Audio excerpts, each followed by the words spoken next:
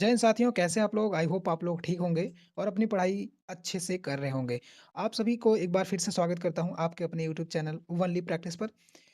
दोस्तों, जैसा कि आप जानते हैं कि पीवाईक्यू चलाया जा रहा है एआरओ का आरओ का जो कि हाई कोर्ट का है, वो उसका नोटिफिकेशन आने वाला है, तो हमें तैयारी अभी से तैयारी को धार देनी पड़ेगी, वरना फिर दिक्कत हो सकती है भाई। उसका नोटिफ़िकेशन लास्ट जनवरी में या फर्स्ट वीक में आ सकता है, फरवरी के। तो हमें अभी से तैयारी को धार देनी पड़ेगी। यार, एक ही पेपर है, अगर हम इसमें अच्छे से डेडिकेशन के साथ मेहनत कर दें, तो हमें एक पेपर में हमारी नौकरी पूरा तरीके से क्लियर हो जाएगी। ठीक है दोस्तों? तो आप लोगों के डिमांड से मैंने आप लोगों से पूछा था कि किस सीटेट का चलाया जाए या टीआरई 4 का चलाया जाए या आरओ का चलाया जाए। मैंने आपके सामने ऑप्शन रखा था, तो आप लोगों की डिमांड थी कि नहीं भैया आरओ का चलाइए। तो आरओ का पीवाईक्यू मैं करा दूँगा। यूट्यूब पे सर्च मार के आप देख सकते हैं। इस बुक को किसी ने नहीं कराया है। अगर कहीं आपको देखने को मिलेगा भी तो एक आध सब्जेक्ट 2-4 या 10 वीडियो कहीं आपको देखने को मिल जाएगा। मगर मैं इस बुक को पूरी कंप्लीट कराने वाला हूँ और अलग-अलग सब्जेक्ट वाइज़ के साथ और अलग-अलग प्लेलिस्ट बनी रहेगी, आप लोग जाकर के वहाँ विज़िट कर सकते हैं। 2 वीडियो अपलोड हो चुकी हैं, ये तीसरा वीडियो है। ठीक है दोस्तों? तो पहला हम मॉडर्न हिस्ट्री से उठाएँ जहाँ से क्वेश्चनों का वेटेज ज़्यादा होगा, वहीं से हम लेकर चलेंगे। ठीक है दोस्तों? तो चलिए हम स्टार्ट करते हैं और ये अच्छा मौका है दोस्तों, इसमें से इस मौके को आपको जाने नहीं देना है। इसी मौके में आप अपनी नौकरी ले लीजिए और अपने सपने को साकार करिए। ठीक है दोस्तों? चलिए स्टार्ट करते हैं। पिछले वीडियो में 20 नंबर तक करे थे, हम 20-20 क्वेश्चन यानी स्लॉट में चलेंगे, तो ना आपको ज़्यादा बोर लगेगा, ना ही ज़्यादा बड़ा क्लास रहेगा, 20-25 मिनट की क्लास रहेगी। हर क्लास में आपको 20 से 25 क्वेश्चन देखने को मिल जाएँगे, तो धीरे-धीरे करके हम इसको पूरी बुक को हम पूरी तरीके से कंप्लीट कर देंगे। तो ठीक है दोस्तों, चलिए शुरू करते हैं। पहला क्वेश्चन कह रहा है कि वह प्रथम भारतीय शासक कौन था, जिन्होंने पहली बार सहायक संधि के प्रस्ताव को स्वीकार किया था? तो इसका आंसर क्या होगा? इसका आंसर हो जाएगा ऑप्शन नंबर बी हो जाएगा, हैदराबाद के निज़ाम ने ये संधि स्वीकार की थी। ठीक है? हम व्याख्या के साथ देखेंगे, टू द पॉइंट बात करेंगे विथ व्याख्या और क्योंकि व्याख्या से बहुत ज़्यादा क्वेश्चन मिलते हैं दोस्तों, डायरेक्टली क्वेश्चन यहाँ से पूछे जाते हैं, इसलिए मैं आपको पहले से यहाँ देखेंगे मैं पहले से हाइलाइट कर दिया हूँ ताकि आपका दिमाग इसी पे फोकस करे, अन्य जगह ना भटके। ठीक है दोस्तों?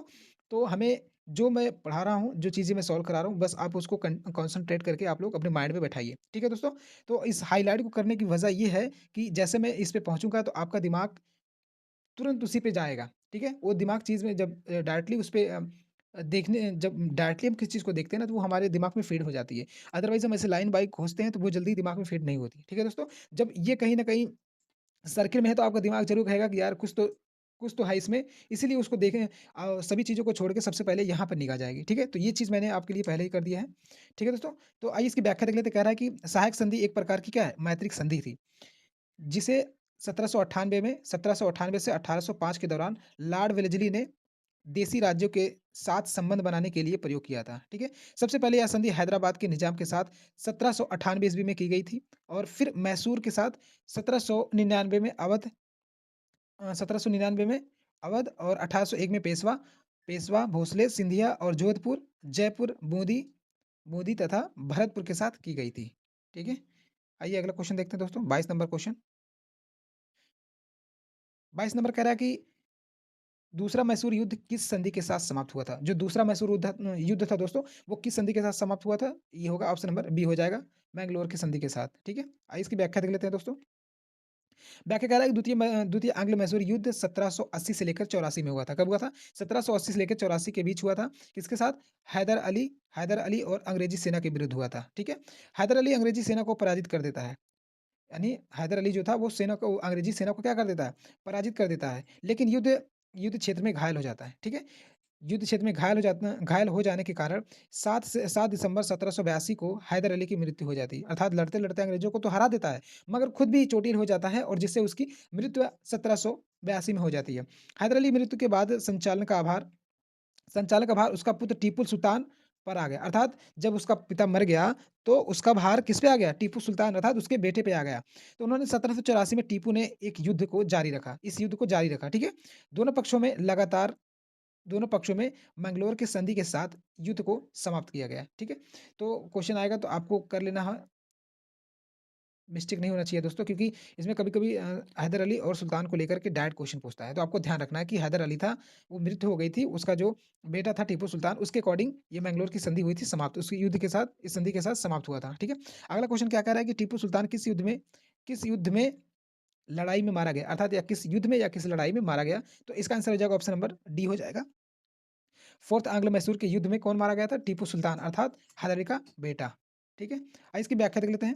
व्याख्या में कह रहा है कि चतुर्थ आंग्ल-मैसूर युद्ध यानी फोर्थ आंग्ल-मैसूर युद्ध 17 अप्रैल 1799 को प्रारंभ हुआ था। इस युद्ध में मैसूर का नेतृत्व टीपू सुल्तान और अंग्रेज़ों की सेना में कौन था दोस्तों? लॉर्ड वेलेज़ली कर रहा था, ठीक है? ये चौथा जो मैसूर युद्ध हुआ था, उसमें टीपू सुल्तान था और अंग्रेज़ की तरफ से लॉर्ड वेलेज़ली कर रहा था, ठीक है?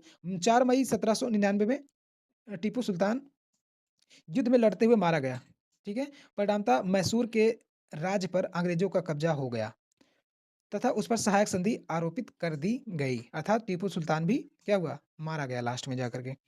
आइए हम देखते हैं 24 क्वेश्चन क्या कह रहा है कि पहले आंग्ल-मैसूर युद्ध में किस शासक ने अंग्रेज़ों को हराया था? जो पहला आंग्ल-मैसूर युद्ध था उसमें कौन-सा अंग्रेज़ हराया था दोस्तों? आइए देखते हैं। तो इसका आंसर हो जाएगा जैसा कि हम देख रहे थे। हाँ, तो इसका आंसर हो जाएगा ऑप्शन नंबर ए हो जाएगा हैदर अली ने हराया था। ठीक है? आइए इसकी व्याख्या देख लेते हैं दोस्तों। व्याख्या में कह रहा है कि पहला आंग्ल-मैसूर युद्ध 1767 से लेकर 69 में हुआ था। 69 के बीच में हुआ था। मैसूर शासक हैदर अली शासक ने अंग्रेज़ों को हराया था। मद्रास की संधि 1769 ने पहले आंग्ल-मैसूर युद्ध को समाप्त कर दिया था। दूसरा युद्ध की बात करें, दूसरा युद्ध हुआ था 1780 से लेके 84 के बीच हुआ था। इस युद्ध के दौरान हैदर अली की मृत्यु हो गई थी। तीसरा में कह रहा है कि आंग्लो-मैसूर युद्ध 1790 से लेकर के 92 में हुआ था। यह युद्ध टीपू सुल्तान की हार के साथ समाप्त हुआ गया था। जो तीसरा था वो टीपू सुल्तान की हार के साथ क्या हुआ था दोस्तों? समाप्त हो गया था। ठीक है?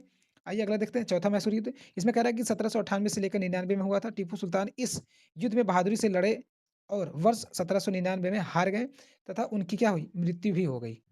ठीक है? अगले क्वेश्चन की तरफ चलते हैं। 25 कह रहा है कि अंग्रेज़ से लड़ने के लिए टीपू सुल्तान ने किसकी सहायता ली थी? जो अंग्रेज़ था उससे लड़ने के लिए किसकी सहायता ली थी? तो इसका आंसर हो जाएगा ऑप्शन नंबर बी हो जाएगा डचों की सहायता लिया था। किसकी? सॉरी फ्रेंच की सहायता लिया था। ठीक है दोस्तों? किसकी? फ्रेंचों की सहायता लिया था। आइए इसके आगे देखते हैं। इसकी व्याख्या कर रहा है कि अंग्रेज़ों से लड़ने के लिए टीपू सुल्तान ने फ्रांस की सहायता ली थी या फ्रेंच जो जो भी कह सकते हैं। टीपू ने फ्रांस की तर्ज पर अपनी सेना को तैयार किया था और वहाँ फ्रांस के जैकोबिन क्लब का सदस्य था। किसका? जैकोबिन क्लब का सदस्य था। आइए 26 नंबर क्वेश्चन देखते हैं दोस्तों। 26 नंबर क्या कह रहा है? 26 नंबर कह रहा है मैसूर साम्राज्य का संस्थापक कौन था? मैसूर साम्राज्य का संस्थापक कौन था? तो इसका आंसर जैसा कि आपको पता होना चाहिए दोस्तों। आपने पीछे देखा, इसका आंसर हो जाएगा ऑप्शन नंबर सी हो जाएगा हैदर अली था। ठीक है? आइए ज़रा इसकी व्याख्या देख लेते हैं। व्याख्या में कह रहा है कि मैसूर राज्य की स्थापना 1600 कितने में हुआ था? 1612 में हुआ था। वाडियार वंश ने की थी। हालाँकि वाडियार वंश की ही सेना के एक सैनिक हैदर अली को मैसूर साम्राज्य का वास्तविक संस्थापक माना जाता है। हैदर अली सन 1761 में गद्दी पर बैठा था। हैदर अली की मृत्यु सन 1782 में हो गई थी। ठीक है? द्वितीय आंग्ल-मैसूर युद्ध के दौरान हुई थी। इसके बाद क्या हुआ? इसके बाद होता है कि हैदर अली का पुत्र टीपू सुल्तान मैसूर की गद्दी पर बैठा और टीपू ने ही राजधानी श्रीरंगपट्टनम में स्वतंत्रता का वृक्ष लगवाया। किसका? स्वतंत्रता का वृक्ष लगवाया और बादशाह की उपाधि धारण की थी। ठीक है? 27 देखते हैं क्या है कि टीपू सुल्तान के पिता कौन थे? तो इसका आंसर हो जाएगा option number A Haidar Ali. इसकी व्याख्या देख लेते हैं। व्याख्या में कह रहा है कि टीपू सुल्तान के पिता हैदर अली 1787 ईस्वी में टीपू ने अपनी राजधानी श्रीरंगपट्टनम में पादशाह की उपाधि धारण की। इसने श्रीरंगपट्टनम में स्वतंत्रता का वृक्ष लगवाया तथा जैकोबिन क्लब का सदस्य बना। पहला मैसूर युद्ध 1767 से लेकर 69 में हुआ था। हैदर अली और अंग्रेजों के मध्य हुआ था। ठीक है? जिसमें अंग्रेजों की क्या हुई थी? हार हुई थी। अंग्रेजों को हरा दिया था किसने? हैदर अली ने अंग्रेजों को हरा दिया था। आइए अगला आगे देखते हैं। द्वितीय मैसूर युद्ध 1780 से 84 के बीच हैदर अली और अंग्रेजों के मध्य मध्य हुआ था जो कि अनिर्णायक था। मतलब उसमें कोई निर्णय नहीं हुआ था किसने हारा किसने जीता।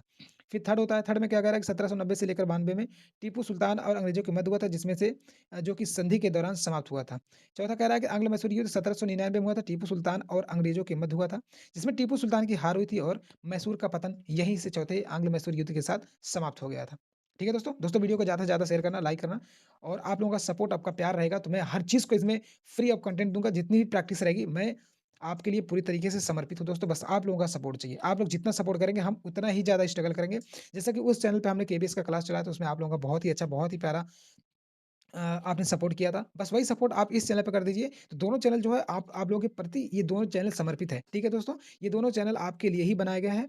फ्री ऑफ कंटेंट रहेगा, मतलब कोई फीस नहीं ली जाएगी आपको। चाहे अब, चाहे भविष्य में, चाहे कभी भी आपको ये फ्री ऑफ कॉस्ट है। जो भी इस पे बैच चलाई जाएगी, जो भी प्रैक्टिस करवाई जाएगी फ्री ऑफ कॉस्ट, जो लोग बैच में करवाते हैं, पैसे ले लेकर वो सब चीज़ें मैं फ्री में करवाऊँगा। आप इस चैनल को सब्सक्राइब कर लेना, आपको बहुत काम आएगा दोस्तों। ठीक है दोस्तों? चलिए देखते हैं 28 कह रहा है कि टीपू सुल्तान के शासक थे।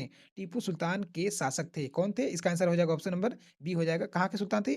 ये मैसूर के सुल्तान थे। ठीक है? आइए ज़रा इसकी व्याख्या पे देख लेते हैं। टीपू सुल्तान 1750 से लेकर के 1799 मैसूर राज्य का वास्तविक शासक था। कौन? टीपू सुल्तान। वह टाइगर ऑफ मैसूर के नाम से भी जाना जाता था, अर्थात उसे टाइगर के नाम से भी जाना जाता था। ठीक है? उसके बाद कह रहा है कि इसका पूरा नाम सुल्तान फ़तेह अली खान टीपू था। सबको पता होगा कि बस टीपू सुल्तान, टीपू सुल्तान। अगर कहीं पूछ लिया इसमें कन्फ्यूज़ करके आपने 4 ऑप्शन डाल दिए तो मुश्किल हो जाएगा दोस्तों। तो इसका आप लोग ध्यान इसका इसके नाम को आप लोग गौर से देख लीजिएगा। सुल्तान फ़तेह अली खान टीपू था। ठीक है? वह हैदर अली और फ़खरुल उन निसा फ़ातिमा बेगम का क्या था? सबसे बड़ा पुत्र था। इनका नाम भी तो भाई बहुत लंबे-लंबे होते, थोड़ा याद करने में भी दिक्कत होती का फ़खरून उन निसा अर्थात फ़ातिमा बेगम का सबसे बड़ा पुत्र था कौन? टीपू सुल्तान, ठीक है? उसके बाद कह रहा है कि टीपू सुल्तान 1782 ईस्वी में मैसूर साम्राज्य का शासक बना तथा इसकी राजधानी श्रीरंगपट्टनम थी। आइए बंगाल के पास चलते हैं। दोस्तों इस बुक की सबसे बड़ी ख़ासियत ये है कि ये सब्जेक्ट वाइज़ के साथ-साथ इसमें टॉपिक वाइज़ भी दिया है, ठीक है? टॉपिक वाइज़ भी दिया है कि इसे हमें बहुत ज़्यादा एनालाइज़ करने की ज़रूरत नहीं होगी। इसमें टॉपिक देखने के बाद पता चल जाएगा कि इस सब्जेक्ट्स नहीं बल्कि इस टॉपिक से कौन कितने क्वेश्चन आए हैं। तो इससे अंदाज़ा लगाना बहुत अच्छी ये मुझे इस बुक की ख़ासियत बहुत अच्छी लगी। क्योंकि सभी में सब्जेक्ट में देता है, मिक्स करके देता है तो हम समझ नहीं पाते, हमें सर्च करना पड़ता, खोजना पड़ता कि यार इसमें से, इस सब्जेक्ट से इस सब्जेक्ट में आया है। मगर इसमें क्या है कि टॉपिक वाइज़ आपको दिए जैसे हिस्ट्री में आप बंगाल पे आ गए हैं, तो इससे बंगाल से रिलेटेड जितना भी क्वेश्चन रहेगा सब आपको यहाँ पे देखने को मिल जाएगा, ठीक है? तो इसमें टॉपिक वाइज़ दिया है तो मुझे ये चीज़ें बहुत अच्छी लगी। आपको बस टॉपिक वाइज़ करना है और टॉपिक वाइज़ जब करेंगे तो आपको अंदाज़ा लग जाएगा कि किस टॉपिक से ज़्यादा क्वेश्चन आपको पूछे गए हैं। उसी हिसाब से आप अपनी धार को तेज़ करेंगे, ठीक है दोस्तों? कह रहा है कि बक्सर का युद्ध किस वर्ष लड़ा गया था? तो इसका आंसर हो जाएगा ऑप्शन नंबर बी हो जाएगा, 1764 ईस्वी में लड़ा गया था। ज़रा इसकी व्याख्या देख लेते हैं दोस्तों, व्याख्या में क्या कह रहा है? व्याख्या में कह रहा है कि बक्सर का युद्ध 1764 को हेक्टर मुनरो के नेतृत्व में लड़ा गया था। 1764 में जो बक्सर का युद्ध हुआ था, वो उस समय अंग्रेज़ों का जो सेनापति था, उधर का नेतृत्व कौन कर रहा था? वो हेक्टर मुनरो कर रहा था, ठीक है? ब्रिटिश इंडिया कंपनी की सेना और मीर कासिम के नेतृत्व में अवध के नवाब शुजाउद्दौला तथा मुगल सम्राट आलम शाह द्वितीय की संयुक्त सेना के बीच लड़ा गया था। इस निर्णायक लड़ाई ने बंगाल पर ब्रिटिश सत्ता की पुष्टि कर दी। अर्थात कहना ये चाह रहा है कि ये 1764 जो बक्सर की लड़ाई थी, इसी से अंग्रेज़ों का क्या हुआ? अपनी सत्ता को पुष्टि करना चालू कर दिया। कहाँ पे? बंगाल पर। अर्थात यहीं से इन्होंने स्टार्ट कर दिया था। आगे देखें 30 नंबर क्वेश्चन क्या कह रहा है कि किस अधिनियम के तहत बंगाल के गवर्नर जनरल को कंपनी के स्वामित्व का जिम्मा दिया गया था? दोस्तों बहुत अच्छे-अच्छे क्वेश्चन हैं, सब आपको पूछे हुए क्वेश्चन मिलेंगे। जैसा कि आप देख सकते हैं आरओ हाई कोर्ट 2022 में पूछा गया था। इसमें सभी क्वेश्चन इसमें एपीएस और पीएस और एपीएस कंप्यूटर असिस्टेंट और ग्रुप डी स्टेनोग्राफर सभी आपको मिक्स करके इसमें देखने को मिलेंगे, ठीक है? जैसा कि आप देख सकते हैं कि क्वेश्चन बहुत ज़्यादा डीप से नहीं पूछ रहा है दोस्तों। इसलिए कह रहा हूँ कि इस बुक को आपने अगर कंप्लीट कर लिया तो कम से कम 70 से 80% आपको क्वेश्चन आपको यहीं से देखने को मिल जाएँगे। ये आप खुद जवाब देना आप जब एग्ज़ाम दे लेंगे खुद ही। तो आइए देखते हैं इसका आंसर हो जाएगा ऑप्शन नंबर बी हो जाएगा। कौन-सा? 1784 ठीक है? क्या कह रहा है कि बंगाल के गवर्नर जनरल को कंपनी का स्वामित्व का जिम्मा दिया गया कब? 1784 में दिया गया था। आइए इसकी व्याख्या देख लेते हैं। व्याख्या में कह रहा है कि पिट्स इंडिया एक्ट 1784 के तहत बंगाल के गवर्नर जनरल कंपनी के स्वामित्व का जिम्मा दिया गया। यह अध्ययन 2 प्रमुख कारणों से महत्वपूर्ण था। क्या कारण था? पहला कारण था कि भारत कंपनी के अधीन क्षेत्रों को सर्वप्रथम ब्रिटिश के आधिपत्य क्षेत्र कहा गया। दूसरा क्या कह रहा है कि दूसरा ब्रिटिश सरकार को भारत में कंपनी तथा प्रशासन संबंधी कार्यों के तहत गवर्नर जनरल परिषद की संख्या 4 से घटाकर 3 कर दी गई थी। ठीक है? आइए आगे देखते हैं। 31 कह रहा है कि उस युद्ध का नाम बताइए जिसमें बंगाल के नवाब सिराजुद्दौला पराजित हुए थे। वो कौन-सा युद्ध था दोस्तों? ज़रा आइए देखते हैं। वो युद्ध था ऑप्शन नंबर बी हो जाएगा, प्लासी का युद्ध था। आइए आगे देखते हैं। आगे कह रहा है कि प्लासी का युद्ध 1757 में हुआ था। अंग्रेज़ और बंगाल के नवाब सिराजुद्दौला के मध्य लड़ा गया था, जिसमें बंगाल का नेतृत्व सिराजुद्दौला पराजित हुए थे। बंगाल के नवाब सिराजुद्दौला पराजित हुए थे। रॉबर्ट क्लाइव के नेतृत्व में बंगाल के नवाब और उनके फ्रांसीसी सहयोगियों पर ब्रिटिश इंडिया कंपनी कंपनी को एक निर्णायक जीत मिली। यह जीत नवाब की सेना नायक रहे मीर जाफर के दल बदल से संभव हुई थी। अर्थात कहना तात्पर्य ये है कि जो कौन थे, जो सिराजुद्दौला थे दोस्तों, और अंग्रेज की तरफ से कौन था, रॉबर्ट क्लाइव था। तो हमारे कहते हैं ना कि हमारे जब हमारे साथ रह के हमारे थाली में जब कोई छेद कर देता है तो भाई बहुत बहुत घातक साबित होता है, फिर दिक्कत हो जाती है। तो वही काम किसने किया? मीर जाफर किया। मीर जाफ़र दल-बदल से संभव हुई। तो मीर जाफ़र जो था, तो यहाँ से अपने आप को चेंज करके अंग्रेज़ों के पास चला गया। तो सिराजुद्दौला का सपोर्ट ना करके इन्होंने किसका सपोर्ट किया था? रॉबर्ट क्लाइव का। रॉबर्ट क्लाइव का सपोर्ट किया था, जिससे क्या हुआ? सिराजुद्दौला हार गए थे। अब जैसे आपका कोई मित्र हो, आपको बहुत बखूबी तरीके से जानता है। अगर आपके दुश्मन को वो आपका पता बता दे, तो बताइए, तो क्या होगा अंजाम? वही इन्होंने किया था। आइए 32 का देखते हैं, कह रहा है कि निम्नलिखित में से किस एक्ट के द्वारा बंगाल के गवर्नर को बंगाल का गवर्नर जनरल बनाया था? ये तो बहुत बार क्वेश्चन पूछा गया है। इसका आंसर हो जाएगा ऑप्शन नंबर डी हो जाएगा 1833 चार्टर्ड एक्ट के तहत निम्नलिखित में से बंगाल का गवर्नर जनरल भारत का गवर्नर जनरल बना था। ठीक है? ये था ना, बंगाल का गवर्नर जनरल था, और जैसे वो है ना कि जो गवर्नर थे, गवर्नर जनरल बनाया था, वो 1773 के एक्ट में बनाया था। ठीक है? किसका? 1773 के एक्ट में बनाया गया था। ठीक है? ये बिल्कुल कन्फ्यूजिंग मत होना। इसकी व्याख्या देख लेते हैं। व्याख्या में कह रहा है कि चार्टर्ड एक्ट 1833 के तहत, यानी 33 के द्वारा बंगाल का गवर्नर जनरल विशिष्ट विधायी शक्ति के साथ भारत का गवर्नर जनरल बनाया गया। ठीक है? बम्बई और मद्रास के प्रेसिडेंसियों को उसकी विधायी शक्तियों से वंचित कर दिया गया। भारत के गवर्नर जनरल को नागरिक और सैन्य शक्तियाँ दी गई। भारत के governor general Lord William Bentinck थे। कौन थे? भारत के गवर्नर जनरल कौन थे? लॉर्ड विलियम बेंटिंक थे। इस अधिनियम ने एक वाणिज्य निकाय के रूप में क्या किया? ईस्ट इंडिया कंपनी की गतिविधियों को समाप्त कर दिया, और यह एक विशुद्ध प्रशासनिक निकाय बन गया। 1833 के अधिनियम द्वारा ही 1833 की विधि की 1833 के विधि आयोग की स्थापना की गई थी, और लॉर्ड मैकाले को इसका पहला क्या बनाया था? अध्यक्ष बनाया गया था। लॉर्ड मैकाले को इसका पहला अध्यक्ष बनाया गया था। आइए आगे देखते हैं। 33 क्या कह रहा है दोस्तों? जरा हम इसके क्वेश्चन पे देखते हैं। कह रहा है कि बंगाल का अंतिम स्वतंत्र नवाब कौन था? बंगाल का अंतिम स्वतंत्र नवाब कौन था? तो इसका आंसर हो जाएगा ऑप्शन नंबर बी हो जाएगा, सिराजुद्दौला था। ठीक? इसकी व्याख्या देख लेते हैं। व्याख्या में कह रहा है बंगाल का अंतिम स्वतंत्र नवाब सिराजुद्दौला था। बंगाल के नवाब अलवर्दी खां की मृत्यु के बाद सिराजुद्दौला गद्दी पर उत्तराधिकारी बना। सिराजुद्दौला अपने ही दरबार में कई प्रतिद्वंदियों से घिरा हुआ था, जिन्होंने प्लासी का युद्ध जीतने में अंग्रेजों की मदद की थी। अर्थात जो सिराजुद्दौला था, इनका मतलब इनके पीठ पीछे बहुत ऐसे लोग थे जो इनको हराना चाहते थे, जिसे प्रतिद्वंदी कहा जाता है। ठीक है? तो वही कह रहा है कि प्लासी के युद्ध में जीतने में अंग्रेजों की मदद की। फोर्ट विलियम के आत्मसमर्पण के कुछ ही समय बाद 20 जून 1756 को सिराजुद्दौला ने कलकत्ता की एक छोटी सी कोठरी में 146 ब्रिटिश कैदियों को कैद कर लिया था, जिनमें से 123 कैदियों को दम घुटने से मौत हो गई थी। इस घटना को ब्लैक होल की घटना कहा जाता है। कई बार आपसे डायरेक्ट क्वेश्चन पूछेगा कि ब्लैक होल की जो घटना हुई थी वो किससे रिलेटेड है? वो भाई किससे रिलेटेड है? वो प्लासी के युद्ध से रिलेटेड बता सकते हो, क्योंकि इसकी 1757 में लगभग वही हुआ था। अगर ऑप्शन में आ गया तो प्लासी डाल सकते हैं, ठीक है? आइए आगे देखते हैं। 34 का निम्नलिखित में से कौन अंग्रेज ईस्ट इंडिया कंपनी पर युद्ध की घोषणा में मीर कासिम तथा सिराजुद्दौला के साथ जुड़ गया था? उसके बाद बक्सर के युद्ध में ब्रिटिशों द्वारा हरा दिया गया था। ज़रा देख लें इसका आंसर क्या होगा? इसका आंसर हो जाएगा ऑप्शन नंबर डी हो जाएगा, सहालम द्वितीय। ठीक है? उसके बाद आगे देखते हैं।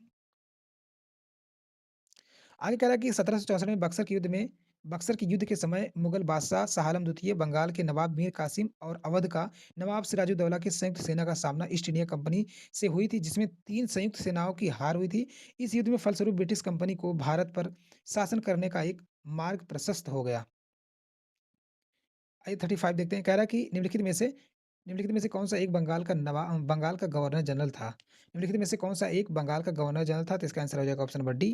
कौन था? वारेन हेस्टिंग था गवर्नर जनरल, जिसे 1773 के माध्यम से बनाया गया था। ठीक? वारेन हेस्टिंग 1773 से लेकर के 1785 तक बंगाल के पहले गवर्नर जनरल थे। इसके समय में पिट्स इंडिया एक्ट पारित हुआ था, तथा 1781 में कलकत्ता मदरसा की स्थापना की गई थी। अगला क्वेश्चन देखते हैं। कह रहा है कि निम्नलिखित में से कौन-सा लड़ाई या कौन-सी लड़ाई ब्रिटिश का भारत में बढ़ने या बढ़त करने की ज़िम्मेदार है? मतलब कहने का तात्पर्य कौन-सी लड़ाई थी जिसमें अंग्रेज़ों द्वारा भारत पर पूरे तरीके से क्या हुआ था? बढ़त बनाने की ज़िम्मेदार को ठहराती है। तो इसका आंसर हो जाएगा ऑप्शन नंबर सी, बक्सर की लड़ाई, जैसा कि आपने देखा 1764 वाली। उसमें क्या कह रहा है कि ब्रिटिश सेना तथा बंगाल के पदच्युत नवाब मीर कासिम, अवध के नवाब सिराजुद्दौला और बादशाह शाह आलम द्वितीय की संयुक्त सेना के मध्य 1764 में लड़े गए बक्सर के युद्ध को एक निर्णायक युद्ध कहा जाता है, जिसके पश्चात अंग्रेजों का भारत पर प्रभुत्व स्थापित हो गया। इसी युद्ध इसी युद्ध से कंपनी बंगाल और बिहार और उड़ीसा पर क्या हुआ? प्रभुत्व स्थापित हो गया था। सिराजुद्दौला अंग्रेजों का कृपा पात्र बन गया था। क्या बना था? कृपा पात्र बन गया। इसके बाद देखते हैं 37 नंबर कह रहा है कि प्लासी का युद्ध कब लड़ा गया था? तो इसका आंसर हो जाएगा ऑप्शन नंबर ए 1757 में। इसकी व्याख्या देख लेते हैं। व्याख्या में कह रहा है प्लासी का युद्ध 23 जून 1757 को लड़ा लड़ा गया था। यह युद्ध अंग्रेजों तथा नवाब सिराजुद्दौला के बीच लड़ा गया था। किसके बीच? नवाब सिराजुद्दौला और अंग्रेजों के बीच लड़ा गया था। अंग्रेजों की ओर से युद्ध नेतृत्व रॉबर्ट क्लाइव ने किया था, जबकि नवाब की ओर से सेना का नेतृत्व विश्वासघाती मीर जाफर था। वही मीर जाफर जैसा कि हमने पीछे ज़िक्र किया था, कर रहा था। इस युद्ध में युद्ध नादिया जिले में भागीरथी नदी के तट पर प्लासी नामक एक स्थान था, वहीं पे हुआ था। इस युद्ध में नवाब की तरफ से फ्रांसीसी भी युद्ध कर रहे थे। इस युद्ध में मीरमदान मीरमदान और मोहन लाल ने सिराजुद्दौला की तरफ से युद्ध किया था, जिसमें मीर मदान मारा गया था। मीर मदान मारा गया था। आइए आगे देखते हैं आगे क्या है। कह रहा है कि इस युद्ध में सिराजुद्दौला की हार हुई थी। इस हार का मुख्य कारण मीर जाफर तथा राय दुर्लभ का विश्वासघात करना था। इस वजह से इन्होंने इस युद्ध को हारना पड़ा। ठीक है? अब अगला टॉपिक है पंजाब से। आइए देखते हैं पंजाब में क्या कहाँ-कहाँ से क्वेश्चन आए हैं। तो आइए देखते हैं कह रहा है कि 38 नंबर कह रहा है कि रणजीत सिंह और अंग्रेजों के बीच संधि कब और कहाँ हुई थी? तो इसका आंसर हो जाएगा ऑप्शन नंबर बी हो जाए। अमृतसर में हुई थी कब? अप्रैल 1809 में हुई थी। इसकी व्याख्या देखते हैं दोस्तों, व्याख्या में क्या कह रहा है? बेकहम कह रहा है रणजीत सिंह और अंग्रेजों के बीच संधि को अमृतसर की संधि कही जाती है। अमृतसर संधि जो 25 अप्रैल 1809 में हुई थी। इस समय भारत का गवर्नर जनरल लॉर्ड मिंटो था। कौन था? लॉर्ड मिंटो प्रथम था। इस संधि के द्वारा सतलज पार की पंजाब रियासत अंग्रेजों के संरक्षण में आ गई थी। सतलज के पश्चिम में पंजाब राज्य का शासक रणजीत सिंह को मान लिया गया। ठीक, उसके बाद देखते हैं दोस्तों आगे। आगे 39 39 कह रहा है कि भारत के विभाजन के समय निम्नलिखित में से ब्रिटिश भारत का कौन-सा प्रांत एक वद्य और स्वाधीन होने का एक योजना लेकर आगे आया था?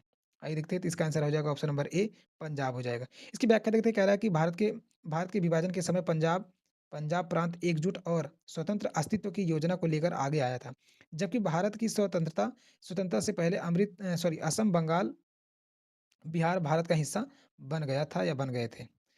आइए देखते हैं, इस सेशन का लास्ट क्वेश्चन होगा दोस्तों, जैसा कि आपको पता है कि मैं 20-20 या 25 या 20 इसी के अकॉर्डिंग रेंज में रहेंगे क्वेश्चन, ठीक है? ना ज़्यादा लंबा, ना ज़्यादा छोटा, ठीक है? अब किससे दिया है क्वेश्चन? ये क्वेश्चन दिया है भारत सरकार अधिनियम से दिया है, ठीक है? आइए देखते हैं, कह रहा है कि निम्नलिखित में से कौन-सा एक्ट अधिनियम ने प्रांतीय स्वायत्तता का प्रस्ताव दिया था? तो इसका आंसर क्या होगा? आइए देखते हैं दोस्तों। इसका आंसर हो जाएगा ऑप्शन नंबर सी हो जाएगा। कौन-सा? ऑप्शन नंबर सी, भारत सरकार 1935, ठीक है? इसकी व्याख्या देख लेते हैं। व्याख्या में कह रहा है कि भारत सरकार अधिनियम 1935 के तहत प्रांतीय स्वायत्तता का प्रस्ताव दिया गया था, अर्थात प्रांतों में द्वैध शासन व्यवस्था का अंत कर दिया गया। क्या कर दिया? प्रांतों में द्वैध शासन का 1935 से अधिनियम के तहत क्या कह दिया था? अंत कर दिया गया था।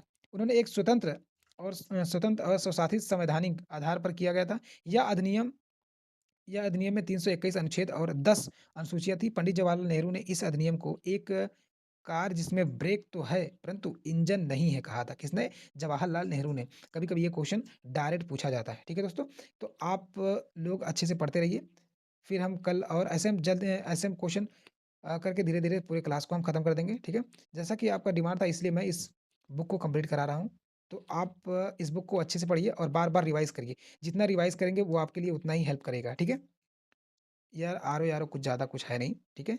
उसमें एक ही पेपर है, बस एक बार आप लोग ज़रा एक बार सोचो यार कि आप जहाँ प्री मेंस बराबर इंटरव्यू सब कुछ दे रहे हैं, अगर इसी में एक पेपर हो जा रहा है, एक पेपर अगर हो रहा है, अगर एक पेपर में आपका फाइनल हो जा रहा है, तो इसमें क्या हर्ज है यार?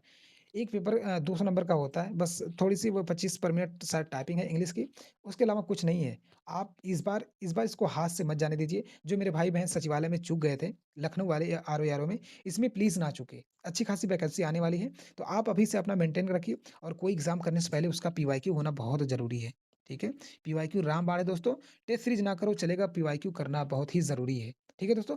तो मिलते हैं अगले सेशन में, तब तक के लिए जय हिंद, वंदे मातरम, अपना ख़्याल रखिए। धन्यवाद।